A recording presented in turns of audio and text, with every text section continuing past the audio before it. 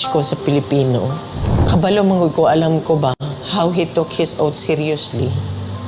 Gihimo niya ang tanan para sa Pilipino.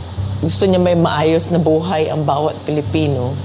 Gi-make sure niya na ang mga tao maka-avail sa medical assistance when he was president. Gi-make sure niya na before mulanding ang bagyo, naa na siya dito, mag-una na siya dito. Katong sa Marawi, gi-make sure niya mawala ang kagubot. Even sa iyang katigulangon, naningkamot yun siya. Katong siya naglingkod na presidente. Miski nakapoy siya, wala mo kabalo na during the time na pandemic, almost failing na iyang health. Pero gusto gito niya mag-cabinet meeting pa rin. He does not care kung magka-COVID siya. He doesn't deserve this kind of treatment. Di naman gani gusto na siya mo trabaho. Di na gusto mo dagan ng papolitika.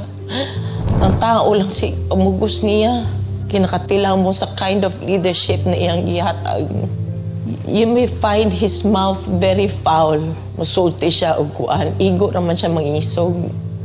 I remember that time na giingnan ako ayuhan ng Pasig River. Giingnan ako na siya. Dali raman na pag-isog-isog lang man ka. Maura man na iya ha. Ang isog-isog niya na iresulta. Maayot tag nag-inabuso na siya during sa iyang presidency. Wala nag-abuso. Wala ngawat. Nagpakumbaba siya, miski presidente na siya.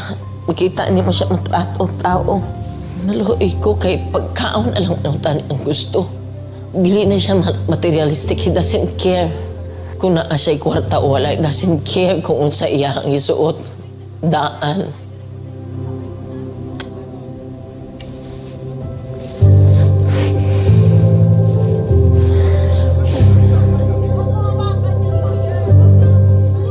Wala ko kapalong sa akong pagtabang. Maski kaluoy na lang unta. Kaluoy na lang. Abuso. Grabe. Abuso. Simple lang ay yung gusto. Deprive pa yun ninyo.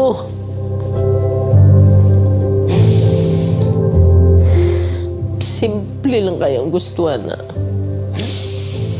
I-deprive, miski gipatay na unta nimo siya. Dito. Kidnap ninyo. Mag-80 years old na siya. Kabalo mo ko sa iyang health. Wala tanan. Wala gani medisina. Kagikan mi sa Hong Kong. Good for 3 days lang iyang dala. Pati sa nina. Grabe, abuso.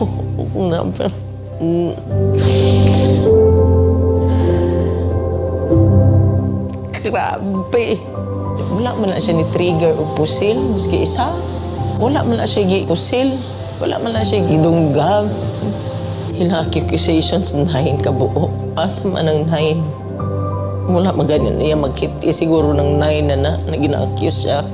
Gani, grabe gani, gulong na nilang gibulhot na nila diri sa Pilipinas na iyang natawan.